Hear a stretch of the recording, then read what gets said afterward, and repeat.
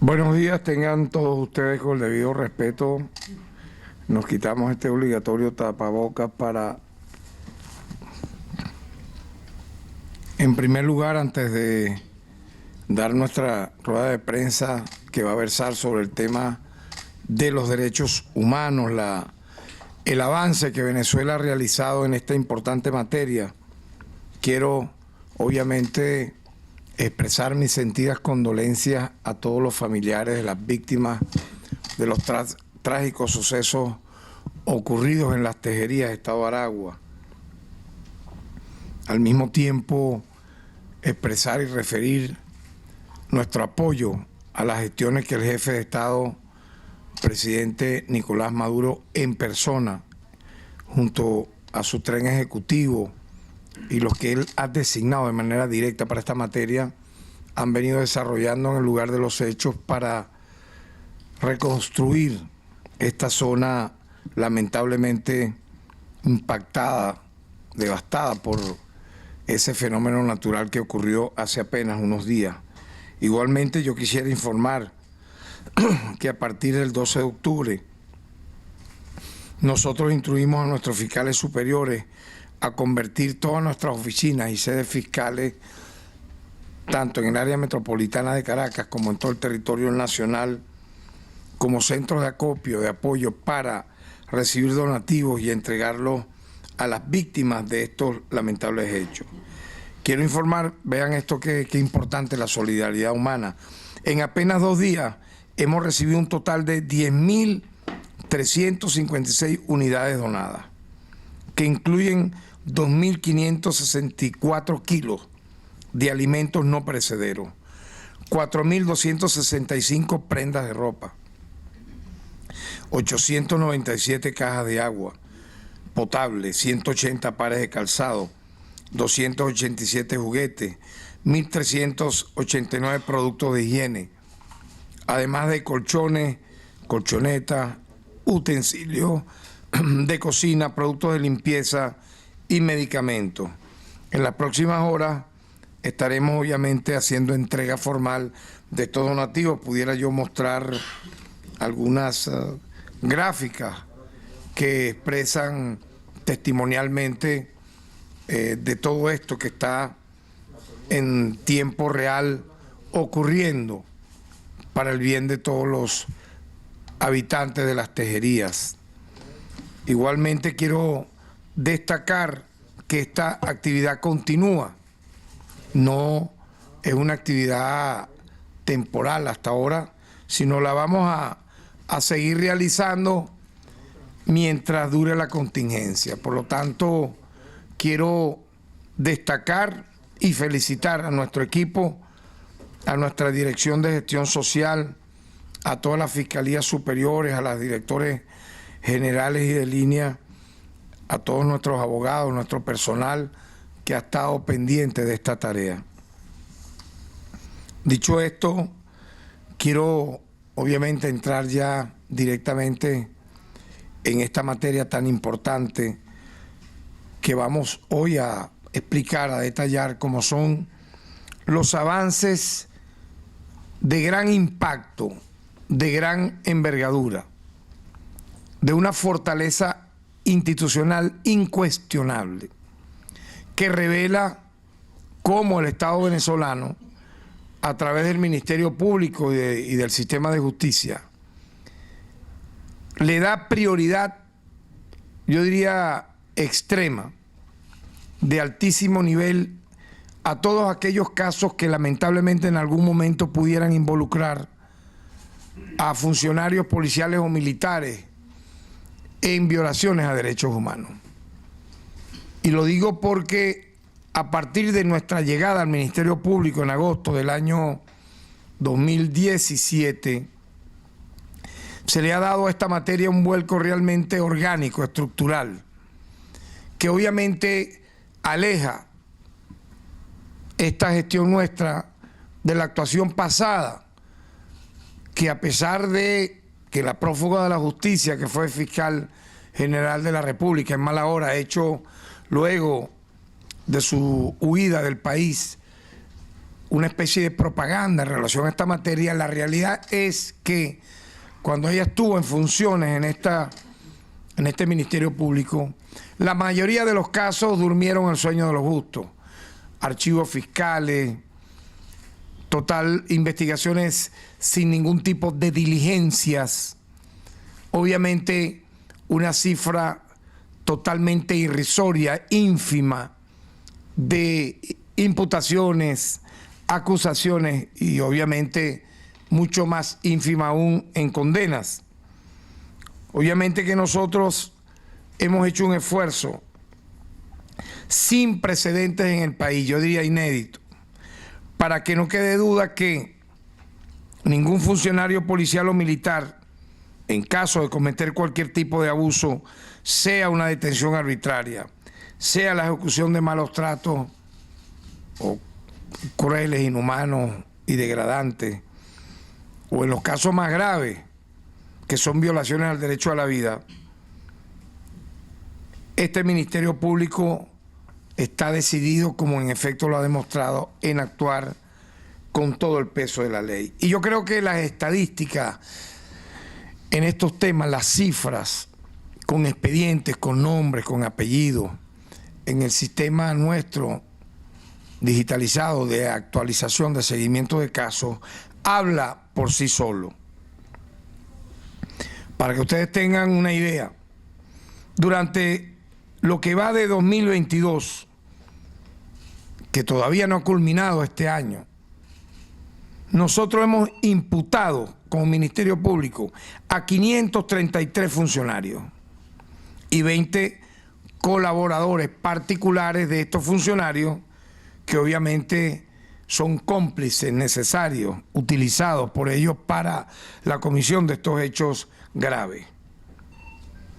Esta es la cifra más alta desde el año 2017, si la comparamos referencialmente año a año, es decir, es la más alta comparada con el 2017, 2018, 2019, 2020, 2021. Supera con creces, incluso duplica a varios de estos años. Por ejemplo, yo quiero recordar que el año pasado, en el año 2021, nosotros imputamos a 233 agentes del Estado venezolano vinculados a violaciones a derechos humanos.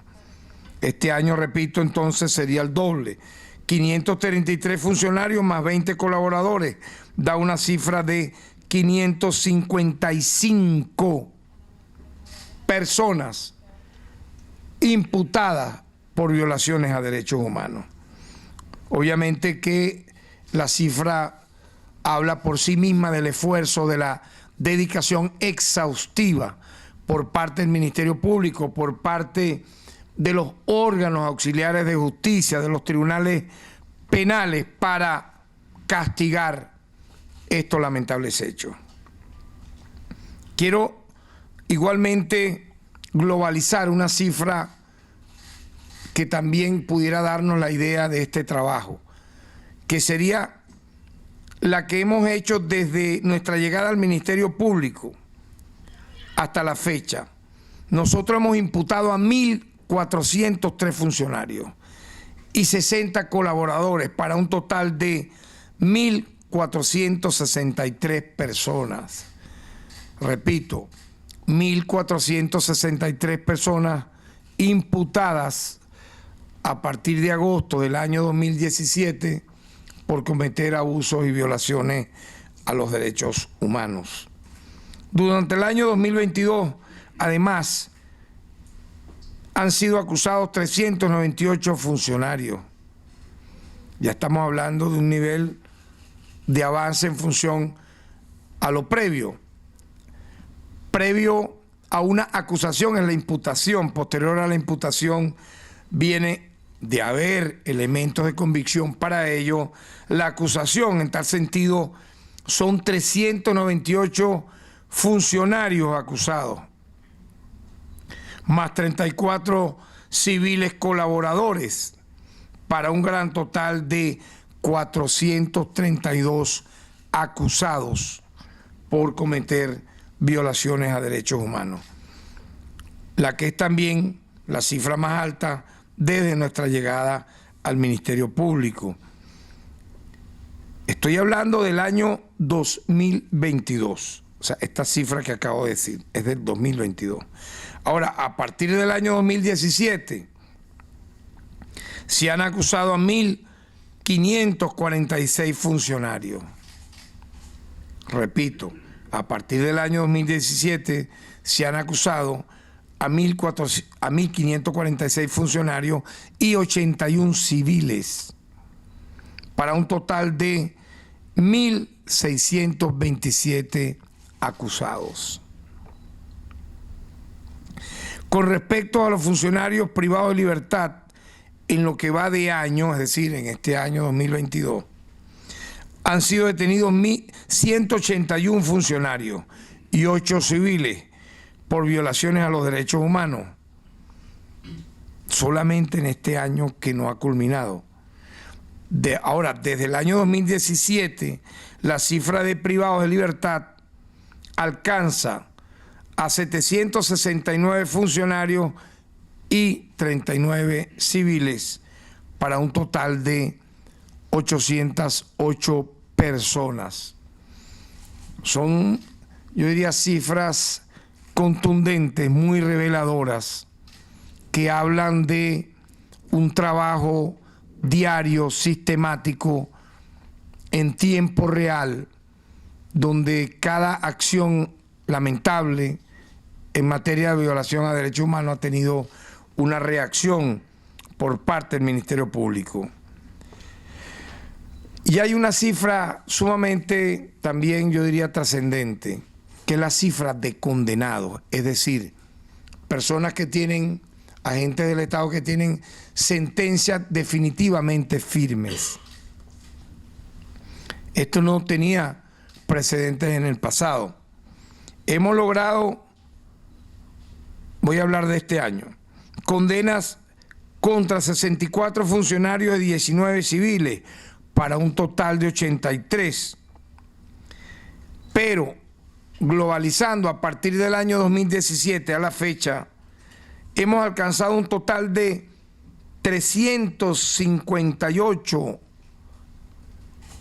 personas condenadas con sentencia definitivamente firme por haber violado derechos humanos a ciudadanos y ciudadanas de nuestro país, destacando que de las mismas 261 de estas personas son funcionarios o funcionarias. Creo que son cifras incuestionables que revelan trabajo, que revelan diligencias, que revelan investigación, que expresan de manera contundente que muchos de los informes que aparecen cíclicamente de tiempo en tiempo por algunos organismos que no vale la pena mencionar, más bien parecieran ser parte del expediente conocido como lawfare, es decir, guerra legal, el uso totalmente abusivo, el uso totalmente antiético, indecoroso de la ley para judicializar autoridades de estados que le resultan incómodos a algunos centros de poder mundial. Entonces, creo, como activista histórico que soy, a mucha honra en materia de derechos humanos, desde el año 1977 que ingresé a un comité de defensa de los derechos humanos en la ciudad del Tigre, siendo dirigente estudiantil, y luego ser, como ustedes conocen, miembro de ONGs como la Comisión Justicia y Paz de Petare, donde llegué a ser su consultor jurídico, o asesor de el antiguo Congreso de la República, como abogado de la Comisión de Derechos Humanos y posteriormente presidente de la Comisión de Derechos Humanos de la Asamblea Constituyente. Es decir, tenemos una historia comprobada por la vía de los hechos. no solamente en lo académico, con estudios en esta materia en la Universidad Central de Venezuela, y como víctima también de violaciones a derechos humanos que fuimos en la Cuarta República, inclusive durante el golpe de Estado contra Hugo Chávez el 11 de abril del año 2002. Tenemos autoridad moral para decir aquí en esta tribuna ese uso antiético, indecoroso, conocido como el lawfare, guerra legal, para, utilizando el tema de los derechos humanos a través de organismos transnacionales, hacerle un expediente a nuestro país, autoridades del Estado, diciendo cosas que son falsas totalmente. Por ejemplo, de que no hay actuación, de que hay inacción, cuando existen presuntos abusos o violaciones a derechos humanos. Estas cifras desmontan claramente esa mentira, esa falsedad, esa infamia, porque están las puertas abiertas de este Ministerio Público para que revisen los expedientes que van más allá de la cifra, que tienen nombre, que tienen apellido, que tienen cédula de identidad y que expresan trabajo sistemático, trabajo, yo diría, de altísimo nivel, muchas veces incluso coordinado, como corresponde a principios constitucionales de cooperación entre poderes públicos, con el poder legislativo, con el poder judicial, con el poder ejecutivo, para lograr estos resultados. Y quisiera inclusive mencionar, por ejemplo, actuación de este Ministerio Público en algunos casos que han sido muy sonados, muy emblemáticos. Por ejemplo, el caso de David Vallenilla, lamentablemente asesinado por el homicidio de David Vallenilla ocurrido durante una protesta frente a la base aérea Generalísimo Francisco de Miranda el 22 de junio del año 2017, en el marco de las llamadas guarimbas, pero que para mi opinión terminaron siendo embriones de una guerra civil para derrocar un gobierno legítimamente constituido. Los autores de este lamentable hecho fueron condenados en octubre del año 2021 por este lamentable crimen. En este sentido, el funcionario de la aviación, Arley Méndez, fue condenado a 23 años de prisión por los delitos de homicidio calificado con alevosía y por motivos fútiles y uso indebido de arma orgánica. Independientemente que pudiera presumirse que el joven David Vallenilla pudo o intentó haber lanzado un artefacto, una bomba incendiaria, se decía, la manera de haber neutralizado ese ataque nunca debió haber sido disparar a quemarropa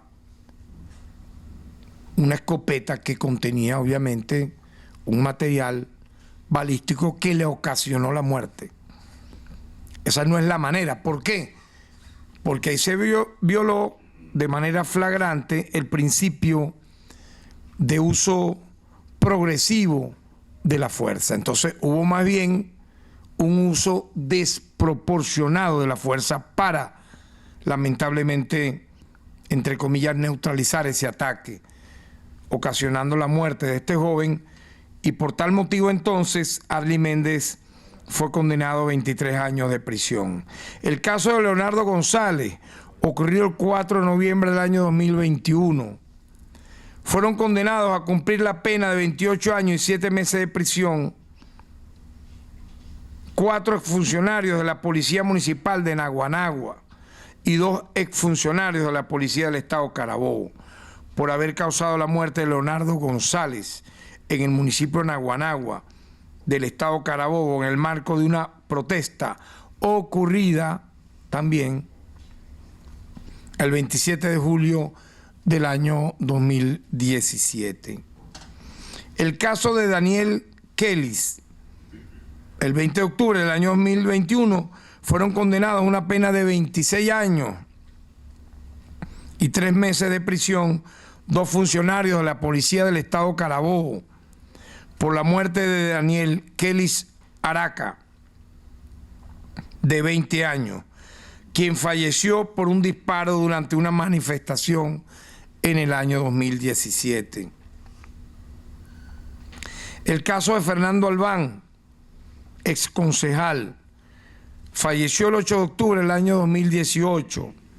Fueron condenados el 3 de diciembre pasado 2 funcionarios del SEBIN por los delitos de homicidio culposo, quebrantamiento de las obligaciones de custodia, agavillamiento y favorecimiento de fuga agravada. Dicho funcionario, hay que recordar, dentro de lo que implica las garantías procesales que establece el Estado venezolano, que en materia penal es un Estado garantista, y la admisión de los hechos y la delación obviamente es una garantía procesal. Dichos funcionarios admitieron los hechos y recibieron, por ese motivo de admisión de los hechos, una rebaja de la pena a cumplir 5 años y 10 meses de prisión. El caso de Rufo Chacón en su momento fue emblemático. Yo quisiera referencialmente compararlo con sucesos similares ocurridos en Chile y en Colombia durante los gobiernos de Sebastián Piñera y Duque, donde de manera indiscriminada, casi en Chile, aproximadamente 500 manifestantes fueron cegadas sus vistas, quedaron ciegos por disparos próximo contacto de escopetas con perdigones que los dejaron prácticamente sin vista. Nunca yo escuché, ni conocí, ni vi un fiscal general de esa nación, o en Colombia, donde ocurrió cifras de centenares de jóvenes a quienes se les disparó para dejarlos ciegos de manera premeditada, obviamente. No se conoció de condenas o de castigos, como por ejemplo sí ocurrió en el caso de Rufo Chacón en Venezuela. El 4 de octubre del año 2021 fueron condenados 2 exfuncionarios de la Policía del Estado Táchira por los delitos de homicidio calificado con alevosía y por motivo innoble en grado de frustración, trato cruel y uso indebido de arma orgánica, por haber causado heridas en el rostro y pérdida de la visión al adolescente Rufo Chacón. La pena, vean ustedes, se le impuso una pena de 27 años y 9 meses, casi 28 años, al autor material del hecho, y a su cooperador inmediato 21 años y 5 meses. Caso César Pereira. El 4 de mayo del año 2021 se logró una condena de 25 años y 8 meses de prisión contra un funcionario de la Policía del Estado Anzoátegui, responsable del homicidio del joven César Pereira, ocurría en Lechería, Estado Anzoátegui, el 27 de mayo del año 2017, en el marco también de las protestas violentas que ocurrieron en el municipio de Urbaneja, que fue uno de los focos más terribles y violentos de los llamados guarimberos, que ocasionaron daños no solo a la propiedad, sino también víctimas fatales. Debo recordar que quienes encapuchados usaron armas no convencionales en Lechería llegaron a herir y a matar incluso a un motorizado solo por tener un casco y una franela roja. Dijeron que era, entre comillas, de un colectivo, y lo mataron y lo quemaron vivo en Lechería. Estos llamados guarimberos, en el medio de esas escenas lamentables que paralizó ese pequeño municipio durante casi 4 meses, ocurrió el lamentable hecho del homicidio de César Pereira, y allí a un funcionario de la Policía del Estado Anzoátegui se le acusó por los delitos de homicidio calificado perpetrado con alevosía y por motivos fútiles e innobles, uso indebido de arma orgánica y alteración de municiones. Por este lamentable hecho, repito, ocurrido el 27 de mayo del año 2017, donde se logró una condena de 25 años y 8 meses contra el funcionario de Poli Anzoátegui que le ocasionó la muerte a César Pereira. Igualmente recuerdo, y debo recordar acá, mencionar el caso de Juan Pablo Pernalete. En relación a este caso, ocurrido también en medio de las manifestaciones violentas del año 2017, el 8 de julio se consignó ante el Tribunal de la Causa escrito de acusación con 141 elementos de convicción en contra de los exfuncionarios Alejandro José Lorenzo Montero y José Alejandro Díaz Díaz por la comisión del delito de homicidio preterintencional en grado de complicidad correspectiva. Por lo tanto, estoy solamente mencionando un muy, pero muy apretado y breve, vamos a decir así, fotografía, digamos así, imágenes muy veloces de todas estas casi 400 condenas en casos que fueron en su momento muy utilizados por, vamos a decir así, grupos o personeros interesados en usar, repito, el tema de los derechos humanos para finalmente convertirlo en una guerra legal, en un lawfare para acusar, perseguir autoridades, en este caso del Estado venezolano, pero que nosotros con estas respuestas claras y convincentes decimos que no hace falta, no tiene razón ni motivo que algún organismo supranacional investigue en sustitución de las autoridades legítimamente constituidas en Venezuela para investigar, procesar, judicializar a quienes cometan abuso a los derechos humanos. No hace falta. ¿Por qué? Bueno, porque aquí está la actuación inequívoca, fulminante y contundente del Estado venezolano para ello. Quiero recordar también que nosotros hemos creado una oficina de atención a la víctima. Esta oficina de atención a la víctima en materia, obviamente, de derechos humanos, inició actividades atendiendo a 2.619 ciudadanos, de los cuales 1.325 denunciaron presuntas violaciones a sus derechos humanos, 1.294 recibieron orientaciones jurídicas y remisiones a otros entes. Con esta oficina nosotros logramos la garantización o garantizamos que personas que necesiten denunciar, orientar sus denuncias por presuntas violaciones a sus derechos humanos reciban una atención no solamente legal, sino multidisciplinaria, que pudiera tener también el apoyo o asistencia médica, psicológica, tanto a las víctimas como a sus familiares. Por lo tanto, implicaría la recepción de la denuncia, el apoyo jurídico, la atención psicosocial y obviamente, de ser esta necesario, por urgencia, el otorgamiento de medidas de protección. Quiero destacar de forma muy simbólica y de forma muy representativa el diálogo permanente que el Estado venezolano y el Ministerio Público ha mantenido con la Oficina del Alto Comisionado de las Naciones Unidas para los Derechos Humanos.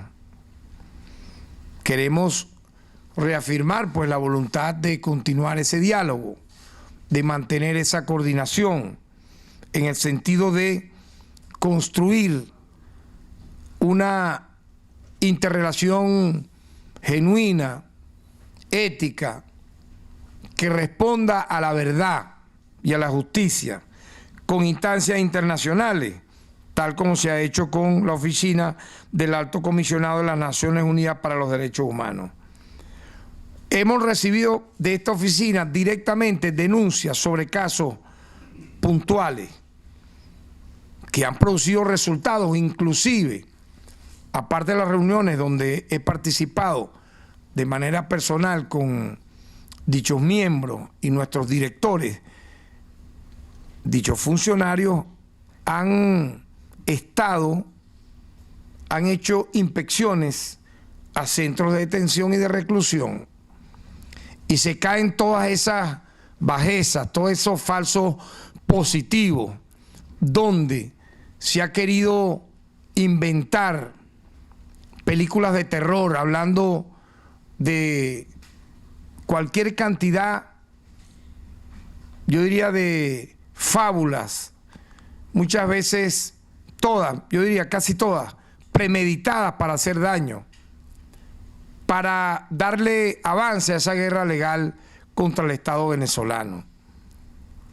Porque si estos funcionarios adscritos nada más y nada menos que a la oficina del Alto Comisionado de la ONU han visitado lo que ellos han querido visitar, han pedido ir, por ejemplo, al DIGESIN, han ido al DIGESIN, han querido ir al SEBIN, han ido al SEBIN, han querido ir al 6CPC, a la PNB, han ido y se han entrevistado con quienes ellos han, vamos a decir, solicitado conversar. Y eso reposa en los informes y en los expedientes de Naciones Unidas.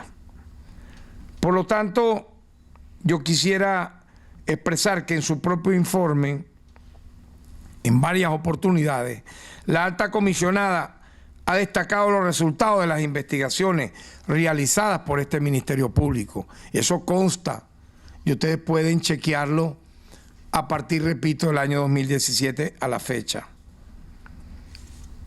Ellos allí han anotado, han tomado nota de las acusaciones y las condenas obtenidas contra funcionarios que han cometido violaciones a los derechos humanos. Yo quiero también referir que esta oficina ha destacado que para el año 2021 se otorgaron unas 55.000 medidas alternativas a la detención, de las cuales 162 fueron por razones humanitarias.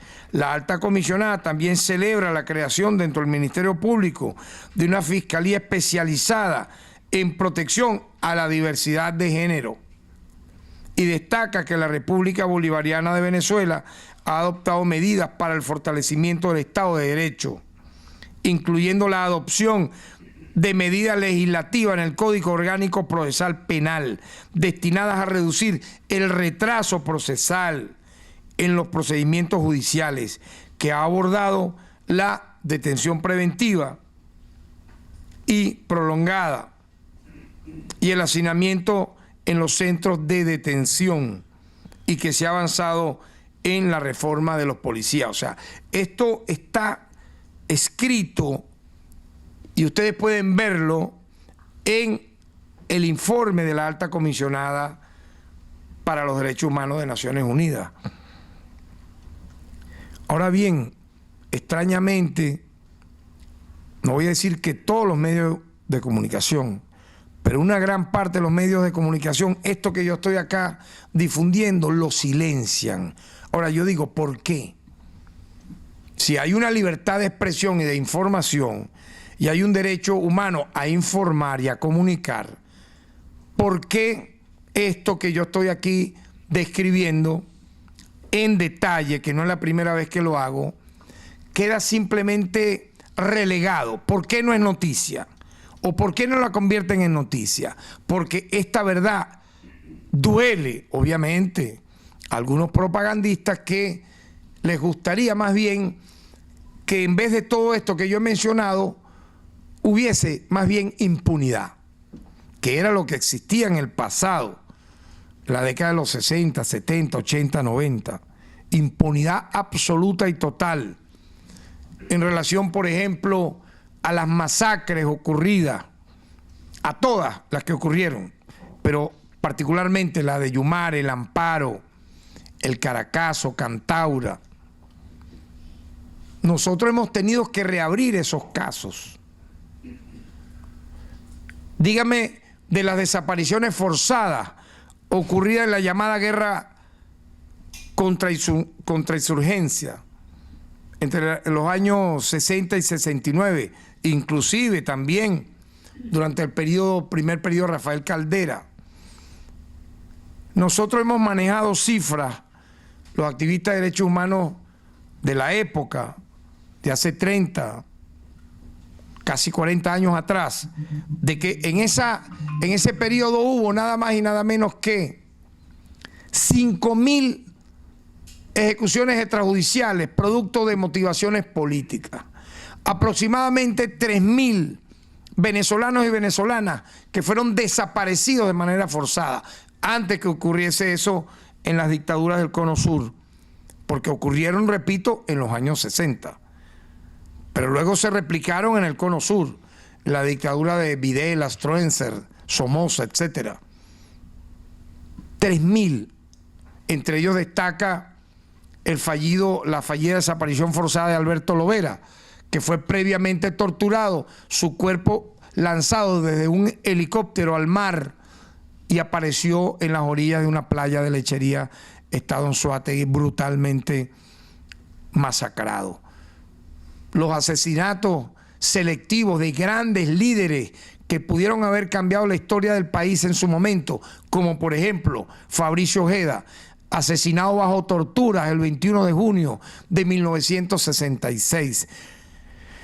Convirtieron ese hecho gravísimo de quien fue presidente de la Junta Patriótica que derrocó a Pérez Jiménez, un símbolo de la resistencia antidictatorial, y el diputado que más votos sacó en las elecciones al Congreso en el año 59, donde gana la presidencia Rómulo Betancourt. A pesar de todo eso, a Fabricio Ojeda no le respetaron su vida, pudieron haberlo procesado en caso de que hubiese elementos de convicción para procesarlo, pero prefirieron matarlo, lo ahorcaron y simularon un falso suicidio. Y como él, las desapariciones de Alejandro Tejero Cuenca y de miles, como dije, de ciudadanos de la época. Allí no había organismo internacional que velara por los derechos humanos de los venezolanos y las venezolanas, a pesar de que ya estaba firmada la Declaración Universal de los Derechos Humanos en la década de los años 40 del siglo pasado. Todos esos asesinatos quedaron impunes. Y nosotros que pateábamos tribunales y fiscalía, me acuerdo la sede central del Ministerio Público se llamaba Fiscalía General de la República, quedaba en la esquina de Ferranquín. Eso era simplemente un trabajo fallido, perder el tiempo, porque los fiscales te trataban como si fuesen el brazo jurídico del aparato represivo del Estado. A toda denuncia de violaciones a derechos humanos, a pesar de que fuesen entregadas soportes tremendos de asesinos, de masacradores, de venezolanos y venezolanas de la época. Por lo tanto, estas cosas tienen que conocerse, tienen que difundirse. Así pudiera haber incomodidad en quienes quieran escuchar estas verdades, que en Venezuela se persigue y se castiga las violaciones a derechos humanos, se previene también a través de cursos de formación, porque yo quiero destacar que el Ministerio Público, aparte de liderar la acción penal y de perseguir este tipo de atroces delitos, nosotros capacitamos a funcionarios policiales y militares en materia de derechos humanos. Y eso es algo que no tiene un periodo de tiempo, eso se hace de forma permanente. Tenemos una Escuela Nacional de Fiscales que le ha dado titularidad a nuestros fiscales. Y yo quiero destacarlo de manera importante. En nuestra gestión hemos realizado ya 2 concursos de credenciales y oposición para el ingreso a la carrera fiscal. El primero se le dio como nombre Plan Especial de Regularización Funcionarial de fiscales provisorios activos del Ministerio Público y fue realizado en noviembre del año 2021. El segundo se denominó Séptimo Concurso de Credenciales y de Oposición para el ingreso a la carrera fiscal y fue realizado en abril del año 2022.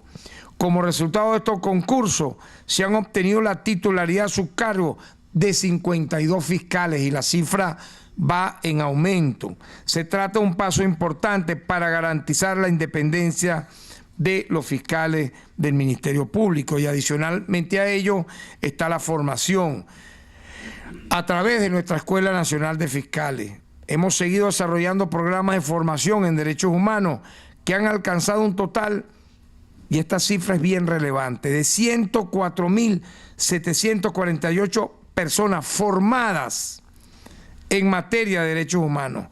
Estas, vamos a decir, programas incluyen la cátedra en derechos humanos, cursos para funcionarios y funcionarias policiales y órganos de investigación, cursos para público en general, es decir, no solamente funcionarios, talleres para el personal del Ministerio Público, talleres para funcionarios y funcionarias policiales y policías de investigación y obviamente talleres para el público en general. En tal sentido, yo quiero ya como conclusión referir, como lo dije al inicio, que el Estado venezolano, el Ministerio Público particularmente, ha dado ejemplo no solo, yo diría, a nivel local, sino a nivel regional. Hemos sido un ejemplo en el hemisferio occidental de cómo un país, a través de sus instituciones, de manera objetiva, independiente e imparcial, puede investigar y sancionar a agentes del Estado que lamentablemente violen el Código de Conducta para funcionarios encargados de hacer cumplir la ley. Y en ello, repito, las estadísticas y las cifras no tienen lugar a dudas. Yo felicito la actuación de nuestros fiscales, de nuestros abogados, de nuestros funcionarios, de nuestros directores encargados en esta materia, de los órganos auxiliares de justicia y de los tribunales que nos han acompañado en esta tarea como sistema de justicia para dar ejemplo en la región de cómo, de manera independiente en nuestro país, sin que haya, repito, el coloniaje jurídico transnacional, nosotros podemos hacer valer la Constitución y la ley. Por cierto, una Constitución modelo a través de su título 3, el título 3 que habla de los derechos humanos y garantías constitucionales, que contiene capítulos emblemáticos en materia de derechos civiles, políticos, económicos, sociales, culturales, ambientales e indígenas. Nada más y nada menos que 7 capítulos que te hablan de cómo debe defenderse y protegerse los derechos humanos, aparte de las disposiciones generales y obviamente aparte de todo lo que implica esa parte transversal que va del preámbulo hasta el fin de nuestra Constitución, donde el tema central es el tema de los derechos humanos. Muchas gracias.